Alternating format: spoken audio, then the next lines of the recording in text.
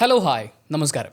നമ്മുടെ പ്രിയപ്പെട്ട കൃഷ്ണകുമാർജി അദ്ദേഹം ഇപ്പോൾ കേരളത്തിലെ ഇലക്ഷന് മത്സരിച്ച് തോറ്റൊരു സ്ഥാനാർത്ഥി മാത്രമല്ല, ഒരു അഭിനേതാവ് മാത്രമല്ല, NFDCയുടെ നാഷണൽ ഫിലിം ഡെവലപ്മെൻറ്റ് കോർപ്പറേഷൻ്റെ ചെയർമാനാണ്.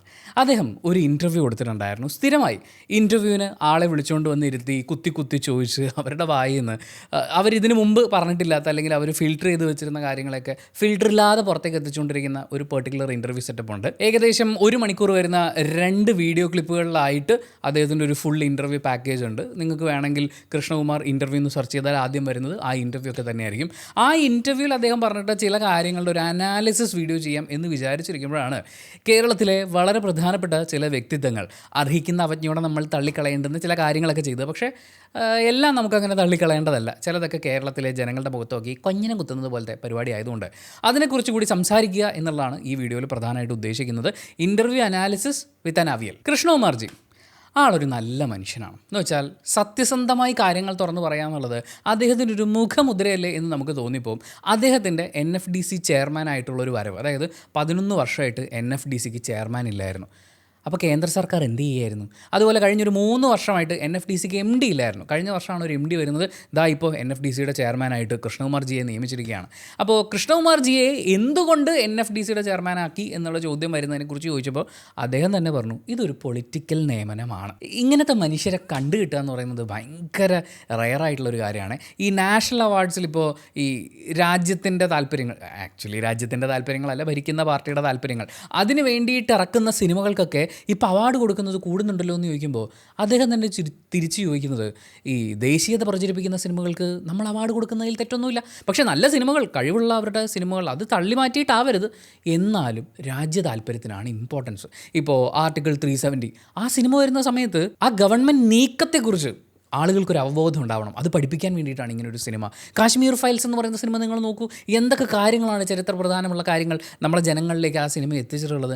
അങ്ങനെയൊക്കെ ന്യായീകരിക്കാൻ അദ്ദേഹത്തിന് സാധിക്കുന്നുണ്ട്. മാത്രമല്ല അദ്ദേഹം തന്നെ പറയുന്നു, ഭരിക്കുന്ന പാർട്ടിയുടെ ഇൻഫ്ലുവൻസ് അവാർഡുകളിൽ ഉണ്ടാകും. അതിപ്പോൾ കേരളത്തിലായാലും കേന്ദ്രത്തിലായാലും അത് അവരുടെ താല്പര്യങ്ങൾക്കനുസരിച്ച് മാറി മാറി വരും. എന്തൊരു പുനിതമായ മനിതൻ. എന്തായാലും NFDCയുടെ ചെയർമാൻ ആയതിനു ശേഷം പുള്ളി ഓടി നടന്ന് പല ചലച്ചിത്ര പ്രവർത്തകരെയും കാണുകയാണ്. നേരെ രാജമൗലിയുടെ അച്ഛനെ ചെന്ന് കണ്ടു.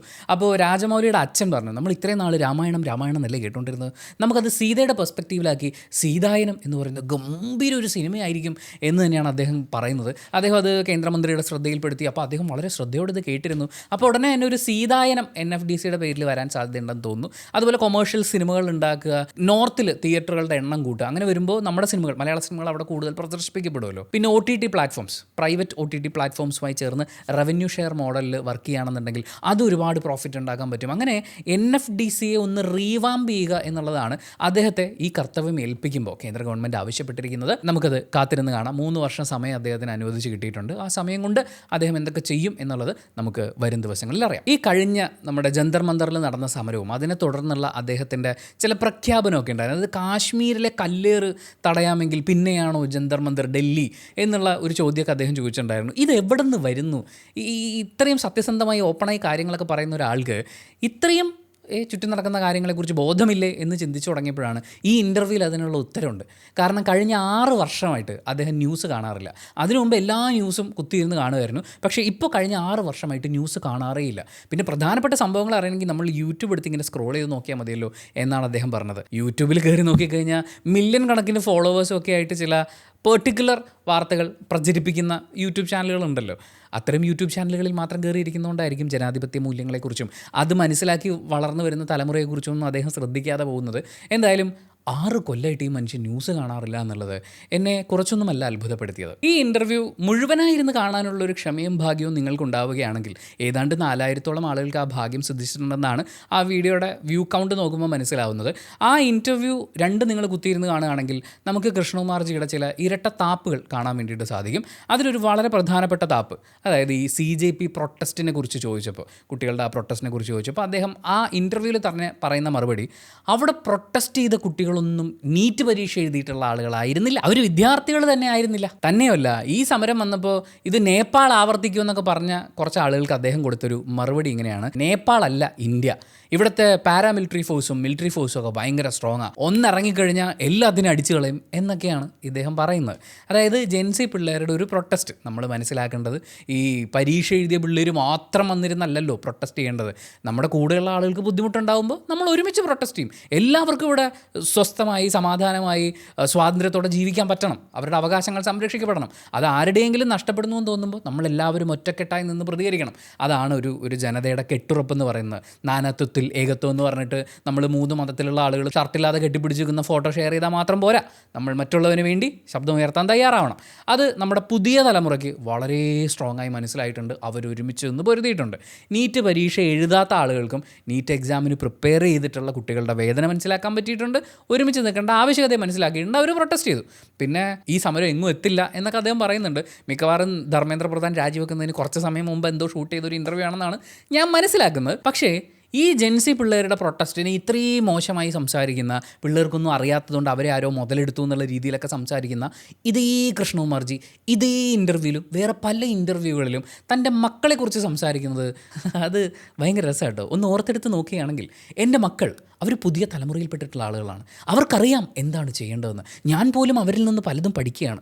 അവരുടെ സ്വാതന്ത്ര്യം എൻ്റെ കൈകളിലല്ലല്ലോ ഉള്ളത്, ഞാൻ അവരെ ഫോളോ ചെയ്യുകയാണ് എന്ന് പറഞ്ഞിട്ട് ഈ പുള്ളി മക്കളെ, അതായത് പുതിയ ജനറേഷനിലുള്ള, അവിടെ ഇപ്പോൾ 90s ഉണ്ട്, ജെൻ ആൽഫ ഉണ്ട്, ഇപ്പോൾ ബീറ്റ ഒക്കെ ഉണ്ട് പുതിയതായിട്ട്. അപ്പോൾ അങ്ങനെ എല്ലാ ജനറേഷനിലുള്ള കുട്ടികളുള്ളതുകൊണ്ട് അവരെ നമ്മൾ പഠിക്കണം എന്നാണ് പറയുന്നത്. പക്ഷേ CJPയുടെ പ്രൊട്ടസ്റ്റിൽ പങ്കെടുത്തിട്ടുള്ള കുട്ടികൾക്ക് ആ ഒരു ആനുകൂല്യം പുള്ളി കൊടുക്കുന്നില്ല. ഇതെന്തോന്ന് മനുഷ്യ അത്? ഈ സ്റ്റേറ്റ്മെൻ്റ് എല്ലാം കൂട്ടിച്ചേർത്ത് വായിക്കുമ്പോൾ അങ്ങയുടെ വീട്ടിലുള്ള പുതിയ ജനറേഷന് മാത്രമേ കാര്യങ്ങൾ അറിയുള്ളൂ, അങ്ങയുടെ വീട്ടിലുള്ള ന്യൂ ജനറേഷനെ മാത്രമേ നമ്മൾ അംഗീകരിക്കാൻ പാടുള്ളൂ, അങ്ങയുടെ വീട്ടിലെ ജനറേഷനിൽ അല്ലെ പുതിയ ജനറേഷനിലുള്ള ആളുകൾക്ക് മാത്രമേ, അങ്ങനെയാണോ? അതെന്തോന്ന് നിലപാടിത്? പിന്നെ ജന്തർ മന്ദറിലെ പ്രൊട്ടസ്റ്റുമായി ബന്ധപ്പെട്ട് അവിടെ പങ്കെടുത്തിട്ടുള്ള ആളുകളും സോഷ്യൽ മീഡിയയിൽ ഈ പ്രതികരിച്ചിട്ടുള്ള ആളുകളും എല്ലാവരും ഒന്നും നീറ്റ് എക്സാം എഴുതിയവരല്ല, അല്ലെങ്കിൽ എല്ലാവരും സ്റ്റുഡൻസ് ആയിട്ടുള്ള ആളുകളല്ല എന്ന് കുറ്റപ്പെടുത്തുമ്പോൾ ശ്രീ കൃഷ്ണകുമാർജി ഓർക്കേണ്ടത്, അങ്ങയുടെ കുടുംബത്ത് വളരെ പ്രധാനപ്പെട്ട ഒരു പ്രശ്നമുണ്ടായപ്പോൾ അങ്ങയുടെ 2ാമത്തെ മകൾ, ആ പെൺകുട്ടിയുടെ ഒരു ബിസിനസ് സ്ഥാപനത്തിൽ ഒരു പ്രശ്നമുണ്ടായി, സാമ്പത്തിക തട്ടിപ്പുണ്ടായി, അവർ വളരെ മോശം ടാക്ടിക്സ് ഉപയോഗിച്ചുകൊണ്ട് തിരിച്ചടിക്കാൻ ശ്രമിച്ചു. ഈ സമയങ്ങളിലെല്ലാം കേരളത്തിലെ ജനങ്ങൾ അങ്ങയോടും അങ്ങയുടെ കുടുംബത്തോടൊപ്പവും നിന്നിട്ടുണ്ടായിരുന്നു. കേരളത്തിൽ ബിസിനസ് നടത്തുന്ന ആളുകൾ മാത്രമല്ല താങ്കൾക്ക് വേണ്ടി പ്രതികരിച്ചത്. ബിസിനസ് നടത്തി പൊട്ടിയവരോ സ്റ്റാഫ് പറ്റിച്ചു പോയവരോ മാത്രം റിയാക്ട് ചെയ്യാന്നുള്ളൊരു നിലപാടല്ല കേരളത്തിലെ ജനങ്ങൾ തീരുമാനിച്ചത്. ഒരു കുടുംബത്തിലെ അല്ലെങ്കിൽ ഒരു വ്യക്തിക്ക് ഒരു നഷ്ടം ഉണ്ടാകുന്നു, അയാൾ വഞ്ചിക്കപ്പെടുന്നു, അവിടെ ആളുകളുടെ ഇമോഷൻസ് ആ വഞ്ചിക്കപ്പെട്ട ആളോടൊപ്പമാണ്. അയാൾക്കൊപ്പം നിൽക്കുക, അയാൾക്ക് വേണ്ടി സംസാരിക്കുക എന്നുള്ള നിലപാടാണ് കേരളത്തിലെ ജനങ്ങൾ സ്വീകരിച്ചത്. അങ്ങൊന്ന് ഇരുത്തി ആലോചിച്ച് നോക്കിയേ. ഇപ്പോൾ അവിടെ ആരോപണം നേരിട്ടിട്ടുള്ള പെൺകുട്ടികൾ, അല്ലെങ്കിൽ തട്ടിപ്പ് നടത്തിയതിൻ്റെ പേരിൽ പോലീസ് അറസ്റ്റ് ചെയ്തിട്ടുള്ള പെൺകുട്ടികൾ, അവർ എന്തൊക്കെ കൗണ്ടർ ആർഗ്യുമെൻറ്റ്സ് ആണ് വെച്ചത്? ജാതി പരാമർശം അത് അതിനകത്തേക്ക് കൊണ്ടുവന്നു. അത് വളരെ ഇൻഫ്ലേമബിൾ ആയിട്ടുള്ളൊരു വിഷയമാണ്. അതുപോലെ കൃഷ്ണകുമാർജിയും ദിയയുടെ ഹസ്ബൻഡും ഒക്കെ ഈ സ്റ്റാഫുകളായിട്ടുള്ള പെൺകുട്ടികളുടെ അടുത്ത് രാത്രി വൈകി മെസ്സേജ് അയക്കുന്നുണ്ടായിരുന്നു, മോശമായി പരാമർശങ്ങൾ നടത്തിയിട്ടുണ്ട് എന്നൊക്കെ അവർ വാദങ്ങൾ ഉന്നയിച്ചുകൊണ്ട് വന്നു. ഇതെല്ലാം കത്തിപ്പിടിക്കുന്ന വിഷയങ്ങളാണ്. പക്ഷേ ജനങ്ങൾ ഈ വിഷയത്തെ കൃത്യമായി നോക്കിക്കാണുകയും അവരൊരു അഭിപ്രായ രൂപീകരണം നടത്തുകയും നിങ്ങളുടെ കുടുംബത്തോടൊപ്പം നിൽക്കുകയും ചെയ്തു. എന്നിട്ടിതെല്ലാം കഴിഞ്ഞ് അങ്ങ് തന്നെ പത്രക്കാരെ വിളിച്ചു വരുത്തി പറഞ്ഞൊരു കാര്യമുണ്ട്, അയ്യോ ഞങ്ങൾ ഞെട്ടിപ്പോയി, ഞങ്ങൾ ആരും പ്രതീക്ഷിച്ചില്ല ഇത്രയും സപ്പോർട്ട് ഞങ്ങൾക്ക് കിട്ടുമെന്ന്. അത് പാർട്ടിയുടെ ബേസിൽ മാത്രം ആളുകളെ നോക്കുക, സപ്പോർട്ട് ചെയ്യുക, അങ്ങനത്തെ ഒരു നിലപാട് കേരളത്തിലെ ജനങ്ങൾക്കില്ല. നിങ്ങൾ ഏത് രാഷ്ട്രീയ പാർട്ടിയിൽ വിശ്വസിക്കുന്ന ആളാണെങ്കിലും പ്രവർത്തിക്കുന്ന ആളാണെങ്കിലും മത്സരിച്ച് തോറ്റിട്ടുള്ള ആളാണെങ്കിലും ഒരാൾക്ക് അല്ലെങ്കിൽ ഒരു കൂട്ടം ആളുകൾക്ക് അനീതി ഉണ്ടാവുമ്പോൾ ആ അനീതി ഏറ്റുവാങ്ങിയിട്ടുള്ള ആളുകളോടൊപ്പം ജനങ്ങൾ നിൽക്കും. അല്ലാതെ BJPക്കാരുടെ കൂടെ മാത്രം നമ്മൾ നിന്നാൽ മതി എന്നൊന്നും ചിന്തിക്കില്ല. അതേപോലെ തന്നെ ജന്തർ മന്ദറിൽ പ്രൊട്ടസ്റ്റ് നടത്തുന്ന അല്ലെങ്കിൽ അനീതി നേരിടേണ്ടി വന്നിട്ടുള്ള കുട്ടികളോടൊപ്പം നിൽക്കുന്ന ആളുകൾ പിള്ളേരുടെ ജാതി മതവും നോക്കൂല, അവരുടെ പ്രായം നോക്കൂല, അവരേത് ജെൻഡറിൽ നിന്നാണെന്ന് നോക്കൂല. അവരോടൊപ്പം നിന്ന് കഴിഞ്ഞാൽ നമുക്ക് നേരിടേണ്ടി വരുന്ന ബുദ്ധിമുട്ടുകളെ മനസ്സിലാക്കിയിട്ട് എന്തൊക്കെ വന്നാലും ഞാൻ അവരുടെ കൂടെ നിൽക്കുമെന്ന് തീരുമാനമെടുത്ത് മുന്നോട്ട് പോകും. അപ്പം ഞങ്ങൾക്കൊക്കെ ഒരു നീതി, അവർക്കൊക്കെ വേറെന്തോ ഒരു നീതി എന്ന് പറയുന്ന പോലത്തെ ഒരു ചിന്ത അരുതേ. ഈ വിദ്യാർത്ഥികളുടെ അല്ലെങ്കിൽ സമരം നടത്തിയിട്ടുള്ള ആളുകളുടെ ആവശ്യങ്ങളെ കുറിച്ചിട്ട് കൃഷ്ണകുമാർജി ഓർത്തെടുക്കുന്നത് ഇങ്ങനെയാണ്. അവരാദ്യം നീറ്റിൻ്റെ പരീക്ഷയുടെ കാര്യം പറഞ്ഞു, അത് കഴിഞ്ഞ് അവർ രാം മന്ദിറിൻ്റെ കാര്യം പറഞ്ഞു, പിന്നെ RSS ആയി, BJP ആയി, ഇപ്പോൾ പ്രധാൻ രാജിവെക്കണമെന്ന് പറയുന്നു, ഇനി ഇത് കഴിഞ്ഞ് അവർ പ്രധാനമന്ത്രിക്ക് രാജിവെക്കണമെന്ന് പറഞ്ഞു വരും. അങ്ങനെ ആവശ്യങ്ങൾ തീരുമ്പോൾ അവർ ആവശ്യങ്ങൾ ഇങ്ങനെ പറഞ്ഞുകൊണ്ടേയിരിക്കും എന്ന് പറഞ്ഞിട്ട് ആ സമരത്തിനെ അങ്ങ് എന്താ പറയുക, ഇവർക്ക് നമ്മൾ എന്തെങ്കിലുമൊക്കെ കഴിക്കാൻ ഇട്ട് കൊടുത്തു കഴിഞ്ഞാൽ അവർ വീണ്ടും വീണ്ടും വീണ്ടും ചോദിച്ചുകൊണ്ടിരിക്കും എന്നുള്ള രീതിയിൽ, ആവശ്യങ്ങൾ മാറി വരും എന്നുള്ള രീതിയിൽ അവരുന്നയിക്കുന്ന കാര്യങ്ങളെ അനാവശ്യമായ ഡിമാൻഡുകൾ എന്നുള്ള രീതിയിൽ ടാഗ് ചെയ്ത് സംസാരിക്കുന്നുണ്ടായിരുന്നു കൃഷ്ണകുമാർജി. ലോക്ക്ഡൗൺ വന്ന സമയത്ത് അങ്ങയുടെ മൂത്ത മകൾ ഒരു യൂട്യൂബ് ചാനൽ തുടങ്ങി. ആ യൂട്യൂബ് ചാനൽ സബ്സ്ക്രൈബ് ചെയ്യൂ എന്ന ആളുകളോട് പറഞ്ഞു. അവർ സബ്സ്ക്രൈബ് ചെയ്തു. അതിനുശേഷം ഇളയ മകൾ വന്നു, അതിൻ്റെ ഇളയ മകൾ വന്നു, അതിൻ്റെ ഇളയ മകൾ വന്നു, പിന്നെ നിങ്ങളുടെ ഭാര്യ വന്നു, നിങ്ങൾ തന്നെ വന്നു, അത് കഴിഞ്ഞ് നിങ്ങളുടെ ബന്ധുക്കൾ വന്നു. എല്ലാവരും പറഞ്ഞത് സബ്സ്ക്രൈബ് ചെയ്യൂ എന്നായിരുന്നു. സബ്സ്ക്രൈബ് ചെയ്തു. അതിൻ്റെ കൂടെ സബ്സ്ക്രിപ്ഷനും തുടങ്ങിയായിരുന്നു. അവിടെയും ആളുകൾ സപ്പോർട്ട് ചെയ്യാനെത്തി. ആ സമയത്ത് ഇത് എന്തൊരു കുടുംബം ഇത്, ഒന്ന് തീരുമ്പോൾ അടുത്ത ആവശ്യമായിട്ട് വരും. ആദ്യം മൂത്ത മോളെ സബ്സ്ക്രൈബ് ചെയ്യാൻ പറഞ്ഞു, ചെയ്തു. രണ്ടാമത്തെ സബ്സ്ക്രൈബ് ചെയ്തു, ഇപ്പോൾ മൂന്നാമത്തെ സബ്സ്ക്രൈബ് ചെയ്യണമെന്ന് പറയുന്നു എന്ന് നാട്ടുകാർ വിചാരിച്ചോ? അതെല്ലാം കഴിഞ്ഞപ്പോൾ പുതിയൊരാവശ്യം വന്നിട്ടുണ്ട്. ഈ ബന്ധുക്കൾ തമ്മിൽ, നിങ്ങളുടെ ഫാമിലിയും വേറൊരു ഫാമിലിയും തമ്മിൽ ഒരു പ്രശ്നം വന്ന സമയത്ത് അവരൊക്കെ മോശമാണ്, അവരൊക്കെ ഇച്ചീച്ചിയാണ്, അവരൊക്കെ കള്ളം പറയുന്നവരാണ്, അൺസബ്സ്ക്രൈബ് ചെയ്യൂ എന്ന് പറയാതെ പറയുന്ന പുതിയ ആവശ്യമാണ് മുന്നോട്ട് വെച്ചിരിക്കുന്നത്. ഇതിൽ ഈ യൂട്യൂബ് ചാനൽ സബ്സ്ക്രൈബ് ചെയ്യൂ എന്ന് പറയുന്നത്, അത് ഇപ്പം ഞാനാണെങ്കിലും പറയുകയാണെങ്കിൽ അത് എൻ്റെ ആവശ്യമാണ്. നിങ്ങൾ പറഞ്ഞത് നിങ്ങളുടെ ആവശ്യമാണ്. സബ്സ്ക്രൈബ് ചെയ്ത് കഴിഞ്ഞാൽ നമുക്ക് കൂടുതൽ വ്യൂ വരും, റീച്ച് വരും, അതനുസരിച്ച് റവന്യൂ കിട്ടും. ഗുഡ് ഫോർ യു, നിങ്ങളുടെ ആവശ്യം.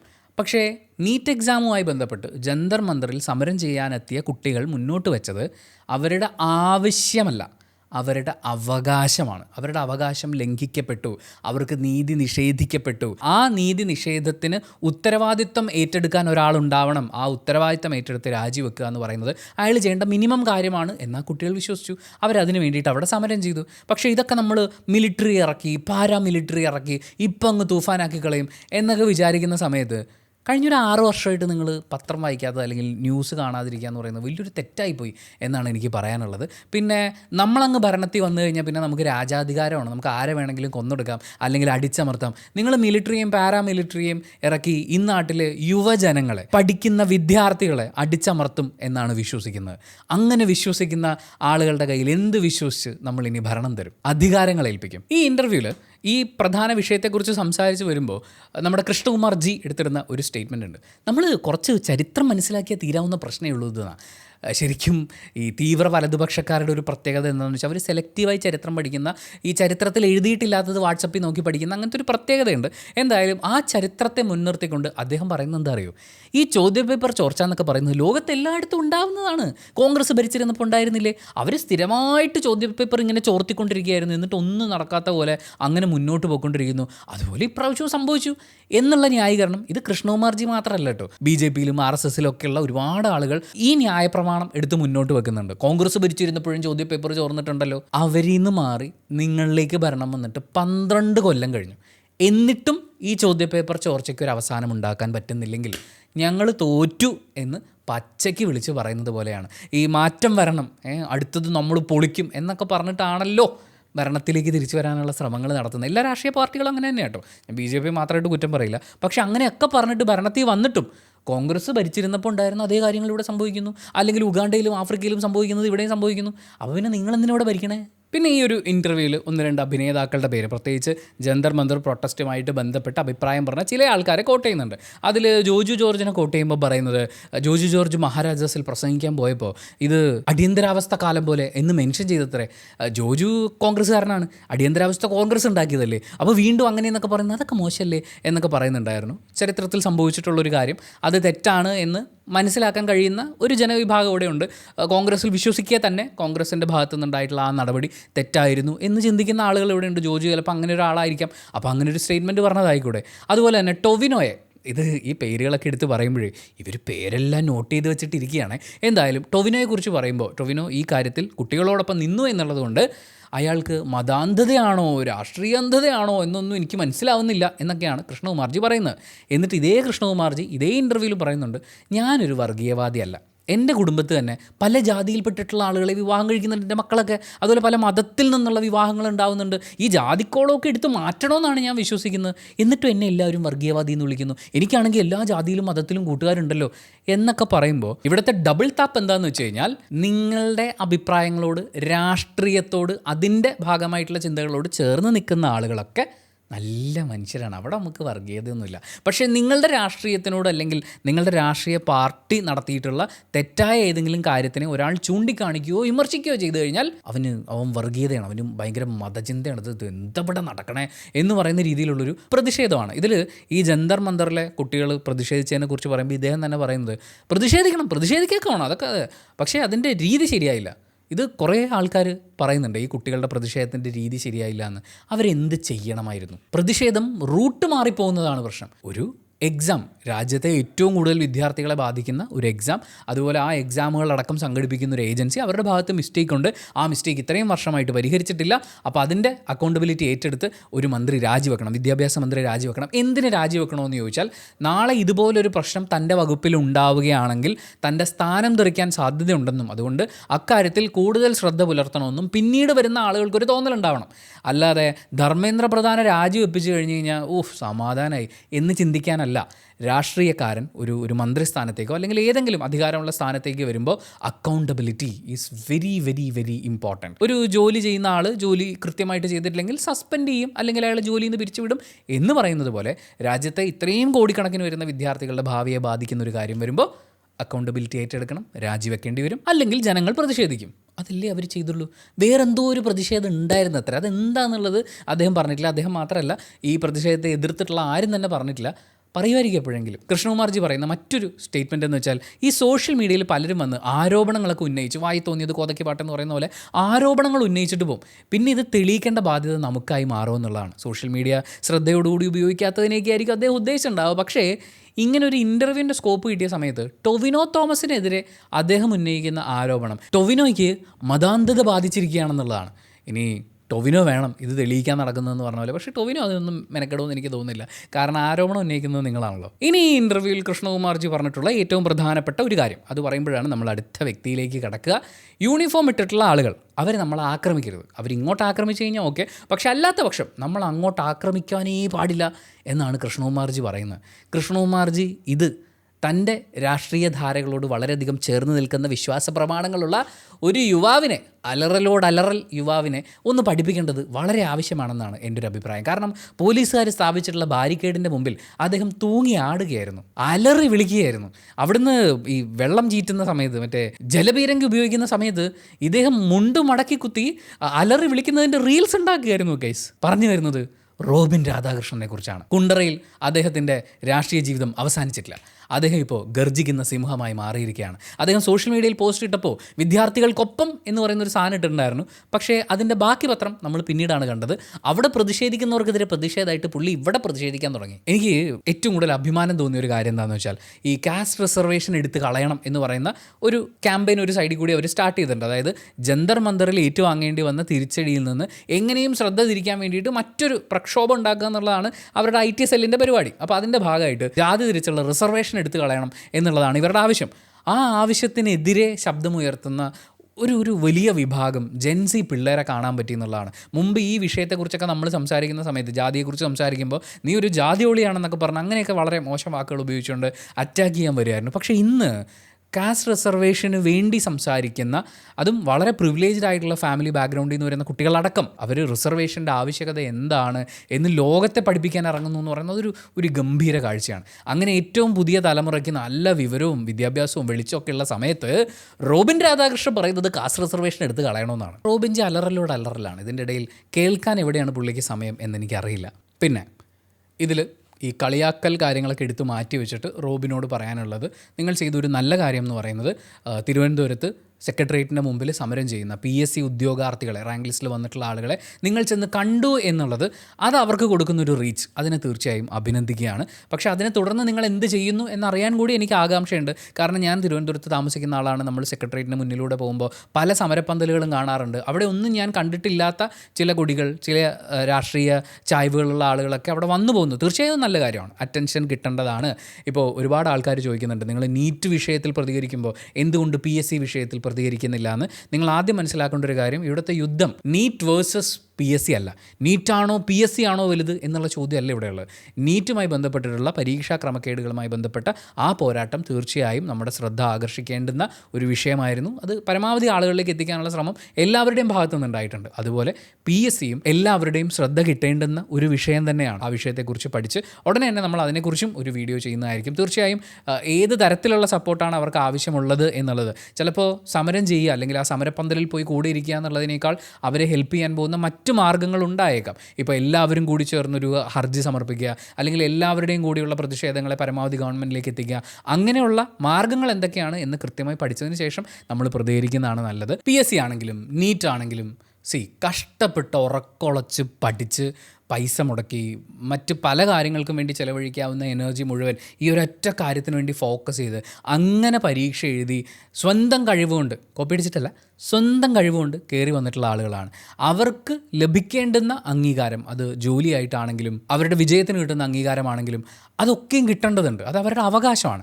അത് നേടിയെടുക്കാൻ വേണ്ടി അവിടെ നമ്മൾ ജാതി മതവും നോക്കില്ല, അവിടെ നമ്മൾ ജെൻഡർ നോക്കില്ല, ഏത് രാഷ്ട്രീയ പാർട്ടിയുടേതാണ് എന്നൊന്നും നോക്കില്ല, നമ്മൾ കൂടെ നിൽക്കും. തീർച്ചയായും ഒരു പക്ഷേ ഈ നീറ്റ് എക്സാമുമായി ബന്ധപ്പെട്ട് നടന്നിട്ടുള്ള ഈ പ്രതിഷേധം ഇതുപോലെ ഒരുപാട് പരീക്ഷകളുമായി ബന്ധപ്പെട്ടിട്ടുള്ള ക്രമക്കേടുകളെ അല്ലെങ്കിൽ അതുമായി ബന്ധപ്പെട്ടിട്ടുള്ള കെടുകാര്യസ്ഥതയെ ജനങ്ങളിലേക്ക് എത്തിക്കാനുള്ളൊരു തുടക്കമായേക്കാം. ഈ പല ആളുകളും ഇപ്പോൾ PSCയെ മുന്നിലേക്ക് എടുത്തു വെക്കുന്നത്, നീറ്റിലൊക്കെ പ്രതികരിച്ച് ഒരു PSCയിൽ പ്രതികരിക്കുന്നില്ല എന്ന് പറയാനായിരിക്കും. അങ്ങനെയല്ല അതിനെ കാണേണ്ടത്. ഒരു പക്ഷേ നീറ്റിൻ്റെ പ്രതിഷേധം ഇത്രയും ശക്തമായി ജനങ്ങളിലേക്ക് എത്തുമ്പോൾ ഇതുപോലെയുള്ള മത്സര പരീക്ഷകളിലെ ഓരോ ആൾക്കാരുടെയും എഫേർട്ട് മാനിക്കപ്പെടണമെന്ന് ബഹുഭൂരിപക്ഷം തിരിച്ചറിയുന്ന ഒരു അവസ്ഥയിലേക്ക് വരുന്നുണ്ടാവും. അങ്ങനെ നോക്കുമ്പോൾ ജന്തർ മന്ദറിലെ ആ കുട്ടികളെ നമ്മൾ വഴികാട്ടികൾ എന്ന് വേണം വിശേഷിപ്പിക്കാൻ വേണ്ടി. അതുകൊണ്ട് തീർച്ചയായിട്ടും PSC അടക്കമുള്ള മത്സര പരീക്ഷകളുമായി ബന്ധപ്പെട്ടുള്ള കാര്യങ്ങളെക്കുറിച്ച് പഠിക്കുകയും നമുക്ക് അതിനെക്കുറിച്ച് സംസാരിക്കുകയും ചെയ്യാം. പക്ഷേ ഇതിൻ്റെ ഇടയിലുള്ളൊരു കാര്യം എന്താണെന്ന് വെച്ചാൽ, ചില സ്ഥലങ്ങളിൽ എന്തെങ്കിലും ഇപ്പോൾ റോഡ് പൊളിയുന്നു അല്ലെങ്കിൽ പാലം പൊളിയുന്നു, അതുപോലെയുള്ള കാര്യങ്ങൾ വരുമ്പോൾ, പ്രതിഷേധ പ്രകടനങ്ങൾ വരുമ്പോൾ പലരും ചോദിക്കുന്നു, നിങ്ങൾക്ക് ഡൽഹിയിൽ പ്രതിഷേധിക്കാമെങ്കിൽ നിങ്ങൾക്ക് ഇവിടുത്തെ പ്രശ്നം എന്തുകൊണ്ട് അറ്റൻഡ് ചെയ്തുകൂടാ? ഈ അഴിമതിയുടെയൊക്കെ ഭാഗമായി നടക്കുന്ന പല പ്രശ്നങ്ങളും പലയിടങ്ങളിലും ഉണ്ട്. റോഡും പാലവും കുളവും അങ്ങനെ ഒരുപാട് വിഷയങ്ങളുണ്ടാവും. ഈ വിഷയങ്ങൾക്കൊക്കെ പടിപടിയായിട്ട് പോകാനുള്ള ഒരുപാട് സാധ്യതകൾ ഇവിടെയുണ്ട്. നമ്മൾ ആദ്യം പഞ്ചായത്ത് മെമ്പറെ കാണുക, അത് കഴിഞ്ഞിട്ട് നമ്മുടെ വാർഡ് കൗൺസിലറെ കാണുക. ഈ വിഷയങ്ങളുമായി ബന്ധപ്പെട്ട് നിൽക്കുന്ന അതോറിറ്റി എന്താണ്? ചിലപ്പോൾ PWD ആയിരിക്കും, ചിലപ്പോൾ വാട്ടർ അതോറിറ്റി ആയിരിക്കും, ചിലപ്പോൾ KSEB ആയിരിക്കും. അങ്ങനെ അതുമായി ബന്ധപ്പെട്ടുള്ള ബോർഡുകളുമായിട്ട് ബന്ധപ്പെടുക. അവിടെ നമുക്ക് നീതി നിഷേധിക്കപ്പെടുകയാണെങ്കിൽ നമുക്ക് കളക്ടറെ ചെന്ന് കാണാം. കളക്ടർ ഇടപെട്ടിട്ട് മാറ്റം ഉണ്ടാവുന്നില്ലെങ്കിൽ നമുക്ക് മന്ത്രിമാരെ കാണാം, MLA മാരെ കാണാം. അങ്ങനെ ഇതിനൊരു സ്റ്റെപ്പ് ബൈ സ്റ്റെപ്പ് പരിപാടിയുണ്ട്. അതില്ലാതെ എൻ്റെ വീടിൻ്റെ മുമ്പിൽ റോഡ് പൊളിഞ്ഞ് കിടക്കുകയാണ്, ഞാൻ പ്രതിഷേധിക്കുകയാണ്, നീറ്റിന് വേണ്ടി പ്രതിഷേധിച്ചവരൊക്കെ എവിടെ, ഞങ്ങളിവിടെ കഷ്ടപ്പെടണ കണ്ടില്ലേ എന്ന് ചോദിക്കുന്നതിൽ അവിടെ ഒരു ഇഷ്യൂ ഉണ്ട്. നമുക്ക് നിയമപരമായി ഇതിനെ ഡീൽ ചെയ്യാനുള്ള എല്ലാ മാർഗ്ഗങ്ങളും കഴിഞ്ഞ് അവിടെ ഒന്നും നമുക്ക് നീതി കിട്ടാതെ വരുമ്പോഴാണ് അതൊരു ബഹുജന പ്രക്ഷോഭമായിട്ട് മാറുക. അതൊന്നും മനസ്സിൽ വെക്കണേ. എന്തായാലും BJPയുടെ പ്രതിഷേധങ്ങൾ ഇങ്ങനെ പുകഞ്ഞുകൊണ്ടിരിക്കുന്ന സമയത്ത് ഒരാൾ BJPയുടെ ഭാഗമായി മത്സരിച്ച, അല്ലെങ്കിൽ NDA സഖ്യത്തിൻ്റെ ഭാഗമായി മത്സരിച്ച 2020 നിന്നും വിട്ടു നിൽക്കുകയാണ്, രാജിവെച്ചിരിക്കുകയാണ്. അത് നമ്മുടെ പ്രിയപ്പെട്ട ബഹുമാനപ്പെട്ട അഖിൽ മാരാർജിയാണ്. കഴിഞ്ഞ ദിവസം വരെ അദ്ദേഹം അഖിൽ മാരാർജിയോ ആയിരുന്നു. ഇപ്പോൾ അദ്ദേഹം അഖിൽ മാരാറാണ്. അദ്ദേഹത്തിൻ്റെ പ്രശ്നം എന്താണെന്ന് വെച്ചാൽ, അദ്ദേഹം കൊട്ടാരക്കരയിൽ കോൺഗ്രസ്സിന് വേണ്ടി മത്സരിക്കണം എന്നാണ് അത്രയും ആഗ്രഹിച്ചിരുന്നത്. അങ്ങനെ ആഗ്രഹിച്ചിരുന്ന സമയത്ത് VD സതീശൻ ചില കാര്യങ്ങളൊക്കെ ചെയ്തു. അതിൽ അദ്ദേഹത്തിന് ചില അഭിപ്രായ ഭിന്നതകളൊക്കെ ഉണ്ടായി. അപ്പോൾ VD സതീശന് അഖിൽ മാരാർ ഒരു മെസ്സേജ് അയച്ചു. അദ്ദേഹത്തിൻ്റെ പ്രവർത്തികളുമായി ബന്ധപ്പെട്ടുള്ള വിയോജിപ്പുകളാണ്. ആ മെസ്സേജ് അയച്ചതിന് ശേഷം VD സതീശൻ മൈൻഡ് ചെയ്യുന്നില്ല അത്രേ. അപ്പോൾ എനിക്ക് തോന്നി, അഖിൽ മാരാർ ഇനി മെസ്സേജ് അയച്ചു എന്ന് പറയുന്നുണ്ടല്ലോ, പുള്ളി മുമ്പ് നമ്മുടെ ചില കാര്യങ്ങളോട് വിയോജിപ്പ് പ്രകടിപ്പിച്ചൊരു വോയിസ് മെസ്സേജ് അയച്ചിരുന്നു.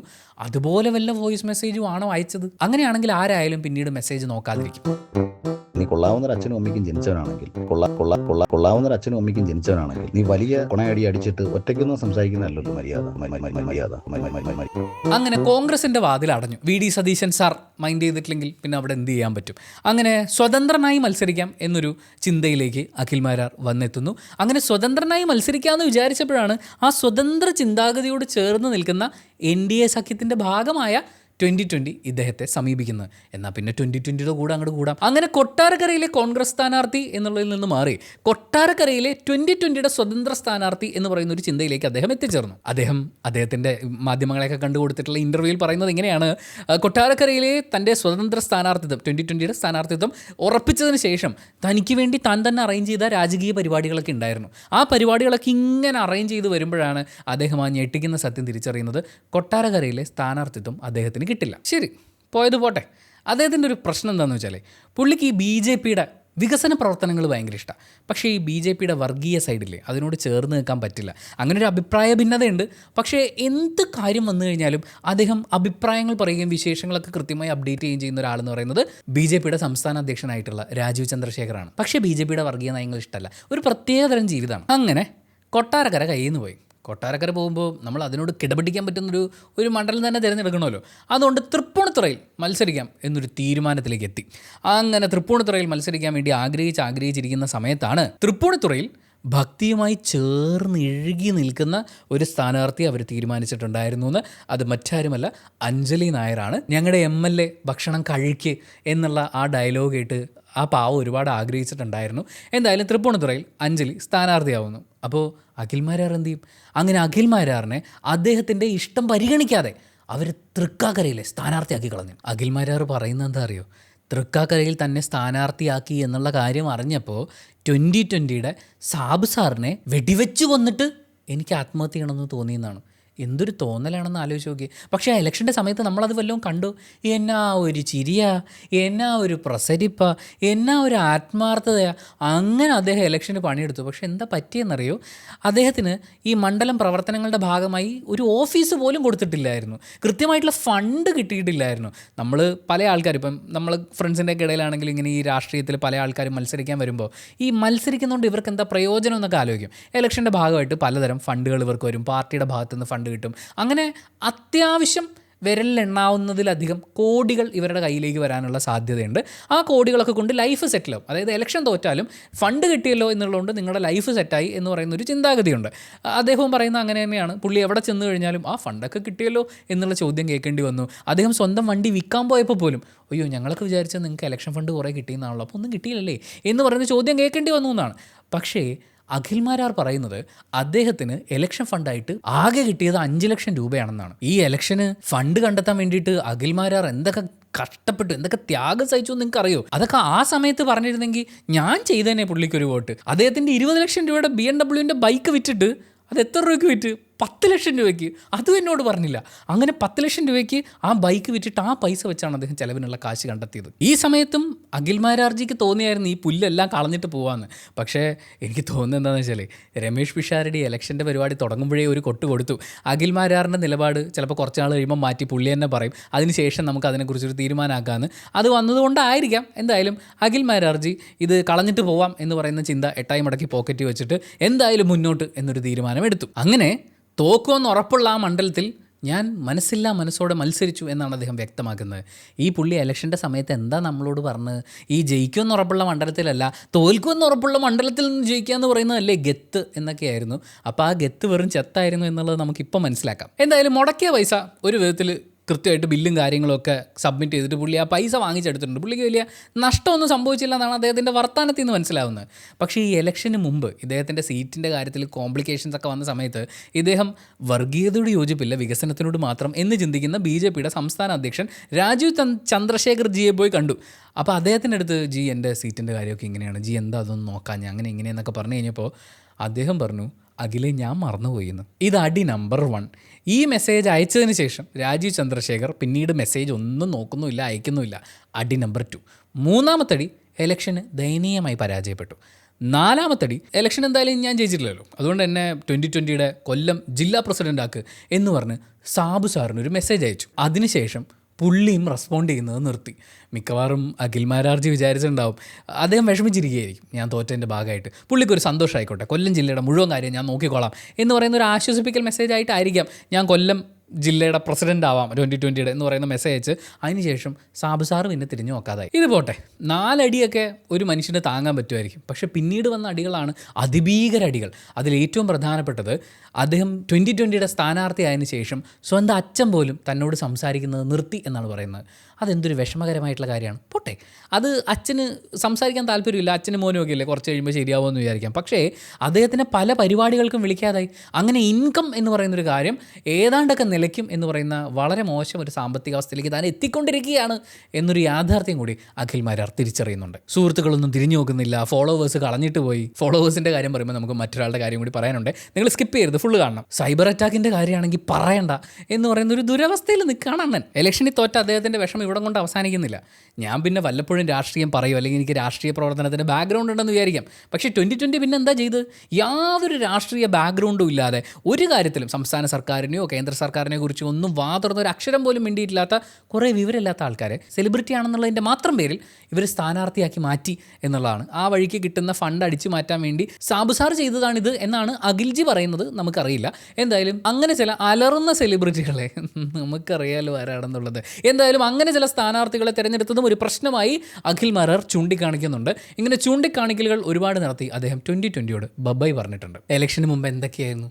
സാബു സാർ തങ്കമാണ്, തങ്കപ്പെട്ട മനസ്സാണ്, നല്ല മനുഷ്യനാണ്, വിശാല ഹൃദയനാണ്, എന്തൊരു സ്നേഹമുള്ള ആളെന്നൊക്കെ പറഞ്ഞിട്ട് ഇപ്പോൾ ഇലക്ഷൻ കഴിഞ്ഞ് തോറ്റ് കുറച്ച് കഴിഞ്ഞപ്പോഴേക്കും സാബു സാർ നല്ല മനുഷ്യനാണ്, പക്ഷേ അയാളെ ഞാൻ കോടതി കയറ്റും എന്ന് പറയുന്ന ഒരു അവസ്ഥയിലേക്ക് അഖിൽമാരാർ എത്തിയിരിക്കുകയാണ്. എന്തായാലും വൈകി വന്ന തിരിച്ചറിവെന്ന് പറയുന്ന പോലെ അദ്ദേഹം ഇപ്പോൾ ആവശ്യപ്പെടുന്നത് സത്യം പറഞ്ഞാൽ അത് കേരള ജനത മുഴുവൻ ഉറ്റുനോക്കുന്ന കേൾക്കേണ്ടുന്ന ഒരു കാര്യം തന്നെയാണ്. ഫെബ്രുവരി 11 മുമ്പ് വരെ ഇവിടെ ഒരു അഖിൽമാരാർ ഉണ്ടായിരുന്നു. മുത്തുപോലെ എല്ലാവരും സ്നേഹിച്ചിട്ട് ഈ ചക്കര പോലെ നമ്മൾ നോക്കിക്കൊണ്ടിരുന്ന എന്തോ ഒരു സാധനമാണ് പുള്ളി ഉദ്ദേശിക്കുന്നത്.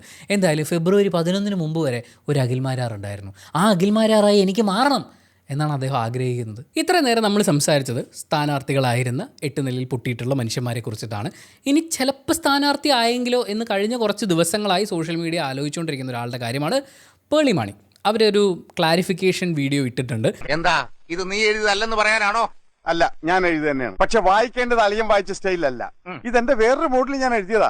ആ വീഡിയോ കാണുമ്പോൾ പല ആളുകൾക്കും പല അഭിപ്രായമാണ്. ഞാൻ ആ വീഡിയോ കണ്ട സമയത്തും എനിക്ക് അങ്ങനെ ചില തോന്നലുകളൊക്കെ ഉണ്ടായി. ഇതിപ്പോൾ അവർ ഇംഗ്ലീഷിലിട്ട പോസ്റ്റ് അവർ തന്നെ മലയാളത്തിൽ വായിച്ചിരുന്നു. ഇത് നമുക്ക് ഇംഗ്ലീഷ് വായിച്ചാൽ മനസ്സിലാവൂലേ? നിങ്ങൾക്കൊന്നും ഇത് മനസ്സിലാക്കാനുള്ള വിവരമില്ല, മാത്രമല്ല ഇത് ഇങ്ങനെയല്ല വായിക്കേണ്ടത് എന്ന് പറയുന്ന രീതിയിൽ. അതായത് ഒരു സിനിമയിൽ നമ്മുടെ കൊച്ചിൻ ഹനീഫ ഒരു കത്ത് വായിക്കുന്നുണ്ട്. അദ്ദേഹം ജയിലിൽ കിടക്കുകയായിരുന്നു. ജയിലിൽ അവിടെ കിടന്ന് ഗാന്ധിയൻ മാർഗ്ഗത്തിലേക്ക് തിരിഞ്ഞിട്ട് ഇദ്ദേഹം തിരിച്ച് നാട്ടിലേക്ക് വരികയാണ്. അപ്പോൾ നരേന്ദ്രപ്രസാദിന് ജയിലിൽ നിന്ന് ഇറങ്ങുന്നതിന് മുമ്പ് ഇദ്ദേഹം ഒരു കത്ത് അയച്ചിട്ടുണ്ടായിരുന്നു.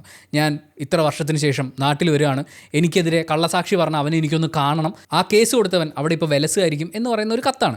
അപ്പോൾ ഈ കത്ത് വായിച്ചിട്ട് തിരിച്ച് നാട്ടിലെത്തിയിട്ട് ഇയാൾ എല്ലാവരെയും ഇങ്ങനെ ആക്രമിക്കും, വലിയൊരു ദാതയായിട്ട് തിരിച്ചു വരും എന്നൊക്കെയാണ് നരേന്ദ്രപ്രസാദ് വിചാരിക്കുന്നത്. അപ്പോൾ ഈ കത്ത് ഇദ്ദേഹം വായിക്കുന്നുണ്ട്. പക്ഷേ കൊച്ചിൻ ഹനീഫ ജയിലിൽ കിടന്നിട്ട് ഗാന്ധിയൻ മാർഗ്ഗത്തിലേക്ക് തിരിഞ്ഞിട്ടാണ് വരുന്നത്. അദ്ദേഹം ആ കത്ത് വാങ്ങിച്ചിട്ട് പറയും, ഈ കത്ത് ഇങ്ങനെയല്ല വായിക്കേണ്ടത്, ഞാൻ ഇത്ര വർഷത്തിന് ശേഷം നാട്ടിലേക്ക് വരികയാണ്, എന്നെ ഈ കേസിൽ കുടിക്കിയവൻ അവിടെ ഇപ്പോൾ വിലസൊന്നും ഉണ്ടാവുമല്ലേ, എനിക്കെതിരെ കള്ളസാക്ഷി പറഞ്ഞവനെ എനിക്കൊന്ന് കാണണം, എന്തിനാ അവനോട് കള്ളസാക്ഷി പറയുന്നത് തെറ്റാണെന്ന് പറഞ്ഞു കൊടുക്കാനാണ് എന്ന് പറയുന്ന രീതിയിൽ. അതായത് നമുക്കൊരു സാധനം എഴുതി തന്നു, നമ്മളൊക്കെ അത് വായിച്ചു, പക്ഷേ ഇങ്ങനെയല്ല ഇത് വായിക്കേണ്ടത് എന്ന് പറയുന്ന ഒരു എക്സ്പ്ലനേഷനാണ്. അതിൻ്റെ ഇടയിൽ ഒരു സ്റ്റേറ്റ്മെൻറ്റിനെ കുറിച്ച് മാത്രം ബാക്കി എല്ലാം മലയാളത്തിലേക്ക് മാറ്റിമറിച്ച് ഇങ്ങനെ എക്സ്പ്ലെയിൻ ചെയ്ത് ന്യായീകരിച്ച് പോകുമ്പോൾ ഒരു സെൻറ്റൻസിനെ കുറിച്ച് പറഞ്ഞില്ല. അതെന്താണെന്നുള്ളത് നിങ്ങൾ തന്നെ ആ സാധനം കാണുകയാണെങ്കിൽ ഒന്ന് ശ്രദ്ധിക്കുക. എന്തായാലും കുറേ ആൾക്കാർ ഇതൊരു ട്രാൻസ്ലേഷൻ പരിപാടിയായിപ്പോയി, ഇതിനകത്ത് വലിയ കാര്യമൊന്നും ഇല്ലാത്ത ന്യായീകരണമാണ് എന്നൊക്കെ പലതരത്തിൽ അതിനെക്കുറിച്ച് സംസാരിക്കുന്നുണ്ട്. പക്ഷേ ആ വീഡിയോ കണ്ട ഒരാളെന്നുള്ള നിലയ്ക്ക് അങ്ങോട്ട് പറയാൻ തോന്നുന്നൊരു കാര്യം, നിങ്ങൾ ശ്രദ്ധിക്കേണ്ടുന്നൊരു കാര്യം, പേളി മാണി പറഞ്ഞ 2 കാര്യങ്ങളാണ്. ഒന്ന്, ഈ ഒരു കാര്യത്തെക്കുറിച്ച് പ്രതികരിക്കാൻ വേണ്ടി എനിക്ക് വല്ലാത്ത പ്രഷർ വന്നു എന്നുള്ളതാണ്. കാര്യം ഒരുപാട് ആളുകൾ മെസ്സേജ് അയച്ചും വിളിച്ചും ഒക്കെ ഇവരോട് ചോദിക്കുന്നുണ്ടാവും, ഈ വിഷയത്തിൽ നിങ്ങളുടെ അഭിപ്രായം എന്താണെന്ന്. അങ്ങനെ ഒരു പ്രഷറിൽ നിൽക്കുകയായിരുന്നു എന്ന് പറയുന്ന ഒരു പോയിന്റ്.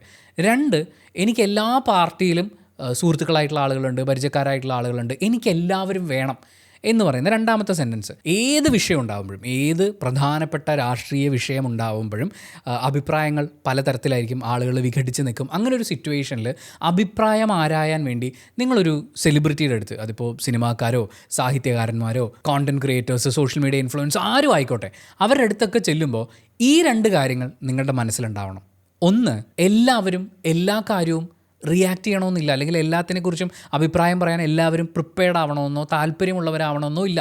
ഇനി പ്രതികരിച്ചാൽ തന്നെ അവരുടെ ഒരു പൊളിറ്റിക്കൽ വ്യൂ അതിനകത്തുണ്ടാവും. 2, ഈ പോപ്പുലർ ഫിഗറായി നിൽക്കുന്ന ആളുകൾക്ക് ആക്ച്വലി എല്ലാവരും വേണം, ആരെയും പിണക്കാൻ പറ്റില്ല. ഇപ്പോൾ ഒരു പെർട്ടിക്കുലർ അഭിപ്രായം പറഞ്ഞാൽ എനിക്ക് ഇപ്പുറത്തുള്ള 2 കൂട്ടരെ, അതായത് 3 പേര് നിൽപ്പുണ്ട്, ഒരു അഭിപ്രായത്തിനോട് ചേർന്ന് നിന്നാൽ ബാക്കി 2 പേരെ ഞാൻ വെറുപ്പിച്ച് കഴിഞ്ഞാൽ ആ വെറുപ്പിക്കൽ എനിക്കുണ്ടാകുന്ന നഷ്ടത്തിനെക്കുറിച്ച് അവരെപ്പോഴും ചിന്തിച്ചുകൊണ്ടിരിക്കും. ഇവിടെ ഒരു ബാലൻസിങ് ആക്ട് ഉണ്ട് ഈ സോഷ്യൽ മീഡിയയിൽ, അല്ലെങ്കിൽ ഒരുപാട് ആളുകളെ ആകർഷിച്ച് അങ്ങനെ നിലനിന്ന് പോകുന്ന ആളുകളെ സംബന്ധിച്ച് ഈ ബാലൻസിങ് വളരെ ഇമ്പോർട്ടൻ്റ് ആണ്.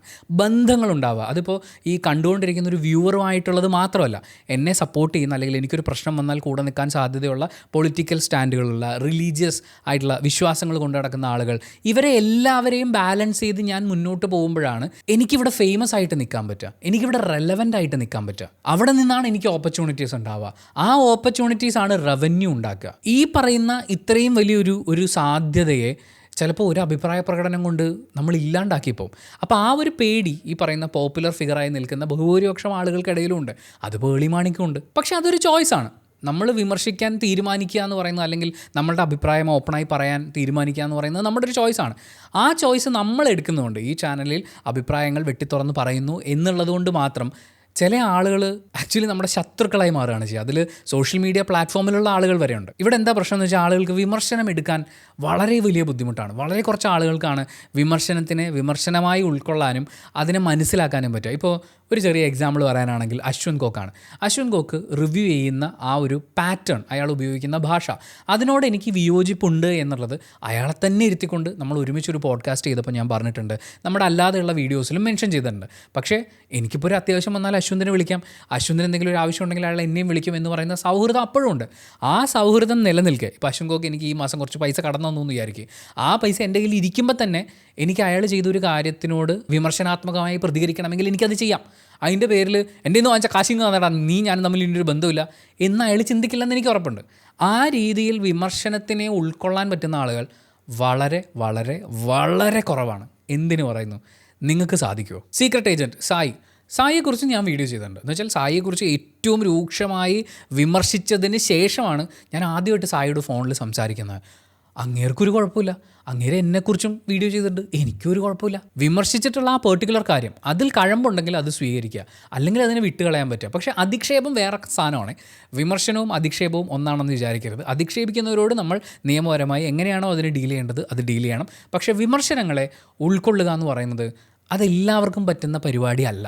അത് ഉൾക്കൊള്ളാൻ പറ്റാത്ത കുറേ ആളുകൾ വളരെ വലിയ പവർ പൊസിഷനിൽ നമ്മുടെ ചുറ്റും നിൽക്കുമ്പോൾ അവരുമായി ഉണ്ടാകുന്ന ബന്ധം നമുക്ക് വളരെ ഇമ്പോർട്ടൻ്റ് ആയി മാറുമ്പോൾ ഇതുപോലെ ചില പോപ്പുലറായിട്ടുള്ള ആളുകൾക്ക് അവരുടെ അഭിപ്രായം തുറന്ന് പറയാമെന്ന് പറയുന്നത് ഒരു ഞാണിമ്മ കളിയാണ്.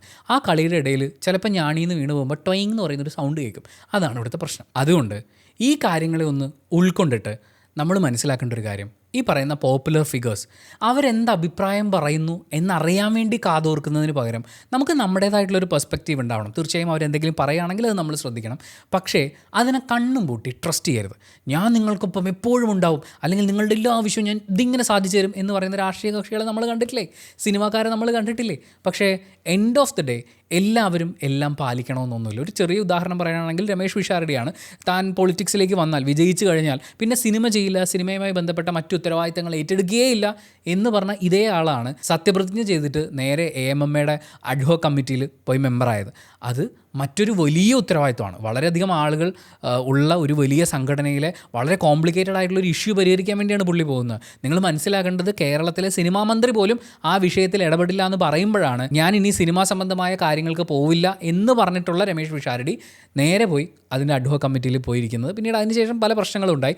പക്ഷേ ഈ ബന്ധങ്ങളും ഇതിൻ്റെ ബാലൻസിങ്ങും വളരെ ഇമ്പോർട്ടൻ്റ് ആയി നിൽക്കുന്ന ഈ പോപ്പുലർ ഫിഗേഴ്സ് നെറ്റ്വർക്കിൽ നമ്മളവിടെ ട്രസ്റ്റ് വെക്കാൻ പോകരുത്. അവരുടെ അഭിപ്രായത്തിന് വേണ്ടി കാത്തിരിക്കരുത്. ഇപ്പം ജന്തർ മന്ദറിൽ പ്രൊട്ടസ്റ്റ് ഉണ്ടായപ്പോൾ പിള്ളേരാണ് പ്രൊട്ടസ്റ്റ് ചെയ്തത്. അത് കഴിഞ്ഞാണ് ഈ പബ്ലിക് അല്ലെങ്കിൽ സോഷ്യൽ മീഡിയ ഇൻഫ്ലുവൻസേഴ്സ് വരുന്നത്, അല്ലെങ്കിൽ പബ്ലിക് ഫിഗേഴ്സ് കടന്നു വരുന്നത്. അല്ലാതെ പേളിമാണി എന്താ പറയുന്നത് എന്നറിഞ്ഞിട്ടല്ല അവിടെ സമരം ചെയ്തത്. അവർക്ക് ഈ കാര്യത്തെക്കുറിച്ച് സംസാരിക്കാനുണ്ടെങ്കിൽ സംസാരിക്കട്ടെ. എത്രയോ സോഷ്യൽ മീഡിയ ഇൻഫ്ലുവൻസേഴ്സ് ഈ കാര്യത്തിൽ സംസാരിച്ചു. പക്ഷേ അവരൊക്കെ സംസാരിക്കുന്നതിന് മുമ്പ് അവിടെ സമരമുണ്ട്. ആവശ്യങ്ങൾ ഉന്നയിച്ചുകൊണ്ട് അവിടെ പോരാടാൻ ഇറങ്ങിയിട്ടുള്ള ആളുകളുണ്ട്. ചിലപ്പം നമ്മുടെ കൂടെ മറ്റേ മുന്നിൽ വന്ന് നിൽക്കും പോരാടും നായകനെ പോലെ എന്നൊക്കെ വിചാരിക്കുന്ന ആൾക്കാർ പല പ്രൊട്ടസ്റ്റും തിരിഞ്ഞു പോലും നോക്കിയില്ല എന്ന് വരും. ഒരിക്കലും ഇതിൻ്റെ കൂടെ നിൽക്കില്ല എന്ന് വിചാരിച്ച് നമ്മൾ വില്ലൻ ഫിഗറിൽ കണ്ടുകൊണ്ടിരുന്ന ആളുകളായിരിക്കും ഇത്തരം ജനങ്ങൾക്ക് വേണ്ടിയുള്ള പോരാട്ടങ്ങൾക്ക് ഏറ്റവും മുന്നിലേക്ക് വന്ന് നിൽക്കുക. സോ ഈ ട്രസ്റ്റ് എന്ന് പറയുന്നൊരു ഫാക്ടർ നമ്മൾ ഈ പോപ്പുലർ ഫിഗേഴ്സിന് കൊടുക്കുക എന്ന് പറയുന്നത് അതൊരു നിങ്ങൾ എൻ്റർടൈൻമെൻറ്റിന് വേണ്ടിയിട്ട് അവരെ കാണും. അവരെന്താണോ പ്രൊവൈഡ് ചെയ്യുന്നത് അതിൽ നിങ്ങൾക്ക് എൻജോയ് ചെയ്യാനുള്ള എന്തെങ്കിലും ഉണ്ടെങ്കിൽ കൺസ്യൂം ചെയ്യൂ. അതിനപ്പുറത്തേക്ക് അവരെ ട്രസ്റ്റ് വെക്കുക, അവർ നമ്മുടെ എന്തോ ആണെന്ന് വിശ്വസിച്ച് അവിടെ നമ്മുടെ എനർജി അധികം വേസ്റ്റ് ചെയ്തതെന്നേ ഞാൻ പറയുള്ളൂ. അവർ പലതും പറയും, എടാ നമ്മൾക്ക് ഫാമിലി അല്ലടാ, നമ്മൾ ഫ്രണ്ട്സ് അല്ലടാ, നമ്മൾ അങ്ങനെയാടാ ഇങ്ങനെയാടാ എന്നൊക്കെ പറയും. ഇത് മുഴുവൻ ആടാന്ന് പറഞ്ഞിട്ട് ആട് പ്ലാവല തിന്നണ പോലെ അവിടെ പോയി നിൽക്കരുത്. അവനവൻ്റേതായിട്ടുള്ള പെർസ്പെക്റ്റീവ്സ് ഉണ്ടാവുക, അഭിപ്രായങ്ങൾ സ്വയം രൂപീകരിക്കുക. That's very important. പക്ഷേ അതൊക്കെ പറയുമ്പോഴും ഇതേ ആൾക്കാരുടെ ഈ പറയുന്ന പോപ്പുലർ ഫിഗേഴ്സിൻ്റെയൊക്കെ വായിന്ന് വളരെ മോശം സ്റ്റേറ്റ്മെൻറ്റുകൾ ഉണ്ടാകുന്ന സമയത്ത്, തെറ്റായ സ്റ്റേറ്റ്മെൻറ്റുകൾ ഉണ്ടാകുന്ന സമയത്ത് നമ്മൾ പ്രതികരിക്കണം. അത് നമ്മളങ്ങനെ മൈൻഡ് ചെയ്യേണ്ട കാര്യമൊന്നുമില്ലല്ലോ എന്ന് പറഞ്ഞ് ആർക്കും എന്തും പറയാം എന്ന് പറയുന്ന പോലെ ഒരു ലൈസൻസ് നമ്മൾ കൊടുക്കേണ്ടതില്ല. എതിർപ്പുകൾ ഉണ്ടാകുമ്പോൾ അത് ഏറ്റവും മാന്യമായ ഭാഷയിൽ നമ്മൾ പ്രതികരിക്കേണ്ടത് തന്നെയാണ്. അതിനൊരു ചെറിയ എക്സാമ്പിൾ പറയാനായിട്ട് നമ്മുടെ പ്രിയപ്പെട്ട ബഹുമാനപ്പെട്ട മുഖ്യമന്ത്രി VD സതീശൻ സാർ കഴിഞ്ഞ ദിവസം നടത്തിയ ഒരു പ്രസംഗമാണ്. പരമ്പരാഗതമായി എല്ലാം നിലനിർത്തേണ്ടതാണ്. ഞാൻ ചില അമ്മമാരോട് പരാതി പറയും, ചില അമ്മമാർക്ക് അവർ പ്രത്യേകമായ ഡിഷ് ഉണ്ടാകും, പ്രത്യേകമായ ഭക്ഷണം അവർക്ക് മാത്രം ഉണ്ടാക്കാൻ പറ്റുന്നതാണ്. അവരുടെ മക്കൾക്ക് അവരത് പകർന്നു കൊടുക്കുന്നില്ല. ആ മക്കളെ കൊണ്ട് കൂടിയോ അല്ലെങ്കിൽ മകന്റെ ഭാര്യയായിട്ട് വരുന്ന ഒരാൾക്കെങ്കിലും ആ ഒരു ഭക്ഷണത്തിന്റെ പ്രത്യേകത പകർന്നു കൊടുക്കാൻ കഴിയണം. ഭക്ഷണം ഉണ്ടാക്കുന്ന എങ്ങനെ, അതായത് അവരുണ്ടാക്കുന്ന അവരുടെ മാസ്റ്റർ പീസ് സാധനം അതിൻ്റെ ടെക്നിക്ക് എന്താണെന്നുള്ളത് മകൻ്റെ ഭാര്യയായിട്ട് വരുന്നവർക്ക് പറഞ്ഞത് മകന് പറഞ്ഞു കൊടുത്തൂടെ? അവനത് അത്രയ്ക്ക് ഇഷ്ടമാണെങ്കിൽ അത് അവരുടെ മാസ്റ്റർ പീസാണ് എന്ന് മിക്കവാറും ഈ പറയുന്ന ഇദ്ദേഹം പറഞ്ഞിട്ടുള്ള ഈ സങ്കല്പം വെച്ചിട്ട് ഭർത്താവും മക്കളും പിന്നെ ബന്ധുക്കളാരെങ്കിലും വീട്ടിൽ വരുമ്പോഴാണല്ലോ ഇവരുടെ ഫുഡ് സൂപ്പറാണെന്ന് പറയുന്നത്. അത്രയും സൂപ്പറാണെന്ന് തോന്നുന്ന ഭർത്താവിന് അത് പഠിച്ചെടുത്താൽ എന്താ, ആ കൂട്ടെന്താന്നുള്ളത്. ഇതിൽ പാകവും അതിൻ്റെ അളവും അല്ലേ ഏറ്റവും പ്രധാനമായിട്ട് വരുന്നത്. ഈ രണ്ട് കാര്യങ്ങളൊക്കെ മക്കൾക്ക് പഠിപ്പിച്ചു കൊടുത്താൽ എന്താ കുഴപ്പം? പക്ഷേ അത് പഠിക്കാൻ ഇനി മരുമകൾ വരണം. അതായത് ഈ പാചകം എന്ന് പറയുന്ന ഒരു ജോലി അത് പെണ്ണിൻ്റെ മാത്രമാണെന്ന് പറയുന്ന ആ ജെൻഡർ റോൾ സങ്കല്പം ഉണ്ടല്ലോ, അത് വീണ്ടും അടിച്ചേൽപ്പിക്കുന്ന പോലത്തെ ഒരു ഡയലോഗാണിത്. ഇതേ VD സതീശൻ സാറ് തന്നെ ഇതിന് മുമ്പ് ഇലക്ഷനൊക്കെ മുമ്പ് ഒരുപാട് പുരോഗമന പ്രസംഗങ്ങൾ നടത്തുകയും ഇതൊക്കെ വളരെ വൈറലാവുകയും ചെയ്തിട്ടുണ്ടായിരുന്നു. പക്ഷേ അതേ ആൾ തന്നെ മത്സരശേഷം വിജയശേഷം ഇങ്ങനൊരു സ്റ്റേറ്റ്മെൻറ്റ് പറയുമ്പോൾ അപ്പോൾ എന്തെങ്കിലും ഒരു അബദ്ധമൊക്കെ അതിപ്പോൾ നമ്മുടെ മുഖ്യമന്ത്രി പറഞ്ഞാലും സാക്ഷാൽ പ്രധാനമന്ത്രി പറഞ്ഞാലും എനിക്ക് ഒരു കാര്യം ക്ലിയർ ചെയ്യണമെന്ന് ആഗ്രഹമുള്ളത്, പ്രധാനമന്ത്രിയെ വിമർശിക്കുക എന്ന് പറയുന്നത് BJPയോ RSSനെയോ NDA സഖ്യത്തിനെയോ വിമർശിക്കുക എന്ന് പറയുന്നത് രാജ്യത്തിനെതിരെ നിൽക്കുക എന്നുള്ളതല്ല. നമ്മൾ വ്യക്തിയെയും ആശയങ്ങളെയുമാണ് വിമർശിക്കുന്നത്. അതിനെ അങ്ങനെ നോക്കിക്കാണാൻ കുറച്ച് ആളുകൾ പഠിക്കുകയാണെങ്കിൽ നല്ലതായിരിക്കും. മുഖ്യമന്ത്രിയെ വിമർശിച്ച് കഴിഞ്ഞാൽ സംസ്ഥാന വിരുദ്ധനും പ്രധാനമന്ത്രിയെ വിമർശിച്ച് കഴിഞ്ഞാൽ ദേശദ്രോഹിയൊക്കെ ആയിട്ട് മാറുക എന്ന് പറയുന്നത് വളരെ സങ്കടകരമായിട്ടുള്ള കാര്യമാണ്. തെറ്റായിട്ടുള്ളൊരു കാര്യം ആര് പറഞ്ഞു കഴിഞ്ഞാലും പ്രവർത്തിച്ചു കഴിഞ്ഞാലും ചൂണ്ടിക്കാണിക്കാനും ചോദ്യം ചെയ്യാനും ഇന്ത്യൻ ഭരണഘടന അവകാശം തരുന്ന ഒരു രാജ്യത്താണ് നമ്മൾ ജീവിക്കുന്നത്. അപ്പോൾ അതുണ്ടാവണം. പക്ഷേ കണ്ണും പൂട്ടി ഒരാളെയും ദൈവമായിട്ടോ ഹീറോ ആയിട്ടോ ഒക്കെ കണ്ട് ട്രസ്റ്റ് ചെയ്യുന്ന പരിപാടി അതത്ര നല്ല കാര്യമാവില്ല എന്നുള്ള കാര്യം കൂടി ഓർമ്മിപ്പിക്കുകയാണ്. അപ്പോൾ ശരി, thank you so much for watching this video. Politics ഇങ്ങനെ മുന്നോട്ട് പോയിക്കൊണ്ടിരിക്കുന്നു. തീർച്ചയായും ഇനി നമുക്ക് ഇഷ്ടംപോലെ കണ്ടന്റുകൾ ഇവരൊക്കെ തരുമായിരിക്കും. അപ്പോൾ വീഡിയോ ഇഷ്ടപ്പെട്ടാൽ ലൈക്ക് ചെയ്യുക, കമൻറ്റ് ചെയ്യുക, ഷെയർ ചെയ്യുക, സബ്സ്ക്രൈബ് ചെയ്യുന്ന കാര്യവും ഹൈപ്പ് ചെയ്യുന്ന കാര്യവും പരിഗണിക്കുക. പിന്നെ ദേശദ്രോഹിയല്ല, ഇത്രയൊക്കെ വിമർശിച്ചല്ലോ, അതുകൊണ്ട് ദേശദ്രോഹിയല്ല ഞാൻ എന്നൊരിക്കൽ കൂടി പറയുകയാണ്. ജയ് ഹിന്ദ്.